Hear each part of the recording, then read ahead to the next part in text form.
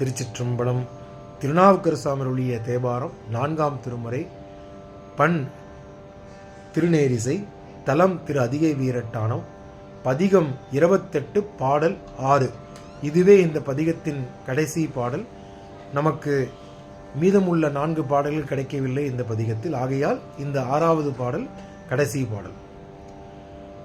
மெஞ்ஞலாம் அணைய கண்ணால் பங்கன் மாமலை மலையை ஓடி மைஞனான் குறும்பங்குதிர பல்கவிசை தணிந்து அரக்கன் வீழ்ந்து மெஞ்ஞலாம் அணைய கண்ணால் பங்கன் மாமலை ஓடி மெய்ஞழார் நரும்பு உதிரம் பல்கவிசை தணிந்து அரக்கன் வீழ்ந்து கைங்கரம்பு எழுவி கொண்டு காதலால் இனிது சொன்ன கை ஞரம்பு எழுவி கொண்டு காதலால் இனிது சொன்ன கிங்கரம் கேட்டு உகந்தார் கெடில வீரட்டனாரே. கிங்கரம் கேட்டு உகந்தார் கெடில வீரட்டனாரே, கெடில வீரட்டனாரே. திருச்சிற்றம்பலம். திருச்சிற்றம்பலம்.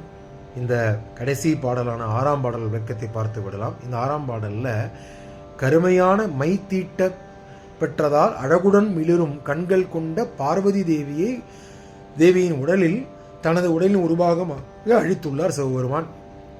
அந்த அர்த்தநாரீஸ்வரர் கோலத்தை நமக்கு மேற்கோள் காட்டுகிறார் அந்த பாடலில்.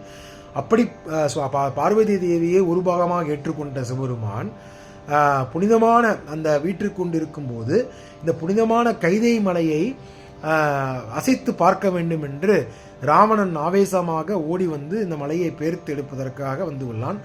அப்படி முயற்சி செய்தபோது தனது கெட்டவரால் அவரை தலையை அமிழ்த்தி அவருக்கு தக்க பாடத்தை அறிவித்து அவருக்கு பாடத்தை அறிவித்து முக்தி கொடுத்தார். அந்த பாடல் அதை இந்த பாடலில் மேற்கோள் காட்டுகின்றார்.